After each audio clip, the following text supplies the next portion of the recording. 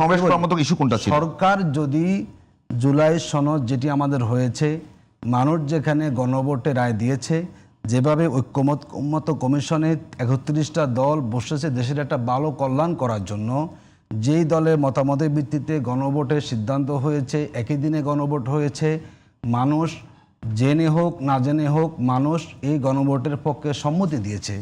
তারা যখন সেই জুলাই সনদের ভিত্তিতে ভোট হলো, গণভোট হলো, সরকার যখন প্রথম দিন থেকে জনরায়কে উপেক্ষা করে ভিন্ন দিকে হাঁটা শুরু করেছে, আপনি কি মনে করেন একটা দেশের মানুষের কি মনে করেন? আমি বলছি জুলাই সনদ বাস্তবায়ন না করবার কারণে আমলাতন্ত্রে ঘুষ চলতেছে। আমি আসছি, একটা দেশে যদি গণভোটের রায়কে আপনি উপেক্ষা করেন, তার চেয়ে গণতন্ত্র বিরোধী চেতনার কি হতে পারে? দেখুন, আপনারা সাহস কোথা থেকে পেয়েছেন? যদি আজকে সরকার সংবিধান সংস্কার পরিষদের শপথ গ্রহণ করত, আজকে যে আফসোসের কথা বলেছেন জনাব ফখরুল সাহেব, এই আফসোস ওনাকে করা লাগতো না। কারণ এই সংস্কার না হওয়ার কারণে সবাই ধরে নিয়েছে কি রাষ্ট্র এইভাবেই চলবে, মানে সরকার চাইবে এইদিকে, আমরা ঠেলবো এইদিকে। না, এই যে তার যে আমি বলছি একটু বুঝাই পড়েন আমারে। মির্জা ফখরুল ইসলাম আলমগীর যে জায়গাটাতে উনি বলেছেন যে এখন পর্যন্ত ঘুষ আগের মতোই চলছে, আগের মতোই আমলাতন্ত্র চলছে।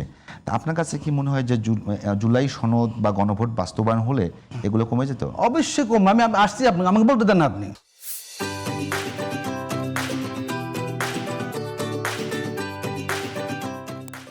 আচ্ছা বলুন তো, আমাদের এই 5 মাস দুদকের কোনো কি চেয়ারম্যান নিযুক্ত হয়েছে? আপনি ঘুষকে ধরবেন কীভাবে বলেন? আপনি তদন্ত কোথায় করবে? দুদকে আমাদের কোনো সংস্কার মেনে নিয়েছে? কোনো প্রশাসনিক সংস্কার আমাদের হয়েছে? যেই জায়গাগুলোতে আপনি আমলাতন্ত্রকে চেপে ধরবেন, যেই সংস্কারগুলো পুলিশ কমিশন বলেন, দুদক বলেন, আপনার প্রশাসনিক সংস্কার বলেন, বিচার বিভাগ বলেন, সেই জায়গাগুলোকে আসলে কি আমরা সেই পথে হাঁটা শুরু করেছি? আমরা তো মনে করি সরকারের এই দিকটার কারণে কিন্তু আমলাতন্ত্র ধরে নিয়েছে, আমরা আগের মতোই চলবো, যেহেতু সংস্কার হচ্ছে না, আমার জবাবদিহিত নাই, এটাই হচ্ছে মূলত বাস্তবতা। আপনি একটা দেশ পরিচালনার ক্ষেত্রে বিরোধী দলকে আপনি দোষারোপ করছেন একভাবে। আমার কাছে মনে হয় বর্তমান দেশের যে সংকটটা, এই সংকটটা বিরোধী দলের উপরে দায় চাপানো যৌক্তিক নয়। কারণ আমরা সবাই তো একসাথে ফেসিবাদের আমলে ছিলাম, আমরা সবাই একসাথে দেশ গঠন করতে চাচ্ছি আমরা, কিন্তু সরকার মূলত তার অন্য ব্যর্থতাকে আড়াল করার জন্য সরকার মূলত গণরায়কে উপেক্ষা করে যখন ভিন্ন দিকে আপনি হাঁটা শুরু করেছেন, তখনই যারা রাষ্ট্রের সুবিধাভোগী তারা সেই কাজটা করা শুরু করেছে। কথা বলবেন, আপনার কাছে কি মনে হয় না যে আমলাতন্ত্রের ভিতরে জামায়াতে ইসলামী এবং আওয়ামী লীগের চাইতেও বিএনপির অংশগ্রহণ অনেক বেশি কম?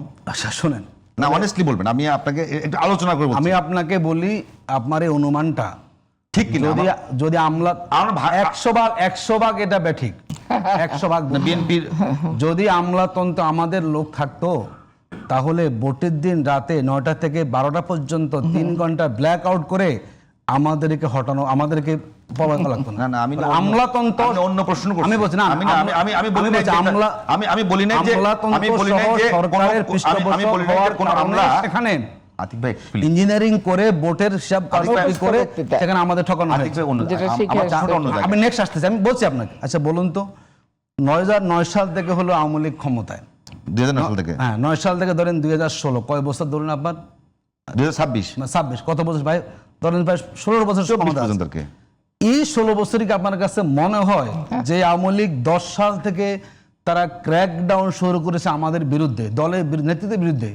সেই আওয়ামী লীগ তার এত ফিল্টারিং সিস্টেম থেকে করার পরও, যেখানে শুধু শিবির তো জামাত তো নয়, তার 14 গোষ্ঠী, তার শ্বশুর বাড়ির পক্ষে অতির কে আছে, সেই লোক যেখানে নিয়োগ পাওয়ার সুযোগ নেয় 17 বছর একজনও, আর আপনি এখন বলবেন যে পড়াশোনা সব, এটি হচ্ছে অনুমান নির্ভর কথা। এর সাথে সত্যের কোনো লেশ মাত্র নাই। আপনি আমারে বলছেন, বলছেন না, কোশ্চেন করছেন না, আমি বলি উত্তর দেব না, আমি বলছি আপনি বলতে পারেন, কিন্তু কোনো প্রমাণ আপনি আমারে বলেন তো ভাই, মানে বিশ্ববিদ্যালয়ে ভর্তি কোচিং গুলো কি বন্ধ হয়েছিল? আচ্ছা আপনাদের পরিচালিত? আচ্ছা আমি ধরলাম বিশ্ববিদ্যালয়ে ভর্তি কোচিং, হ্যাঁ কোচিং করে আর্মিতে জয়েন করানোর যে কোচিং গুলো বন্ধ হয়েছিল আপনাদের? পজিটিভ কাজ, আমি নেগেটিভ বলছি। আচ্ছা আমি নেগেটিভ বলছি না ভাই, আমি বলি ভালো কাজ, এগুলো ভালো কাজ। আমি আপনাকে বুঝতে শুনুন, কোচিং করে আপনি শিক্ষার্থীকে ভর্তি উপযোগী, না এগুলো ভালো কাজ। আমি বলছি আপনারা গেইন করছেন, আপনি ফ্যাক্টটা বুঝতে হবে। আপনারা গেইন করছেন, মেডিকেল কোচিং করে মেডিকেলে ভর্তি হয়, কিন্তু আপনাদের নার্সিং এ আপনার মেডিকেলে ভর্তি হওয়ার স্বীকার করলে সমস্যা কোথায়? মেডিকেলে ভর্তি ভালো দিক তো। মেডিকেলে ভর্তি হওয়া এক জিনিস, বিশ্ববিদ্যালয়ে ভর্তি হওয়া এক জিনিস, কিন্তু আপনারা BCS কোচিং সেন্টার চালান নাই? কিন্তু বিসিএস কোচিং সেন্টার করে তার আপনাদের লোকজন প্রস্তুত করে ভর্তি করান নাই? হ্যাঁ, আমি বলছি এটা আপনার পজিটিভ কাজ, সেই পজিটিভ কাজটা স্বীকার করতে আমি তো সমস্যা বলছি, হীনমন্যতা কোথায়? আমি বলছি আমার কোচিং সেন্টার আছে, বিসিএস সবই আমার আছে, আমি লোক তৈরি করে দিচ্ছি, কিন্তু সেই তোরা তো রিক্রুটমেন্ট হচ্ছে না। যখন দেখে যে এই লোকটা তার ব্যাকগ্রাউন্ড রাজশাহী বিশ্ববিদ্যালয়, এই লোকটার ব্যাকগ্রাউন্ড চট্টগ্রাম বিশ্ববিদ্যালয়, আমি দায়িত্ব নিয়ে বলছি এই ছেলেটা কোয়ালিফাইড, সে ফার্স্ট ক্লাস পাস্ট হয়েছে, সে ভাইবা তো ভালো করেছে, অসংখ্য প্রমাণ আমার কাছে আছে। শুধুমাত্র ওই দূর থেকে তার শ্বশুরবাড়ির লোকজন জামাত ইসলামী করে, শিবির করে, কোনো এক সময় শিবিরে কোনো বৈঠকে এসে বসেছে।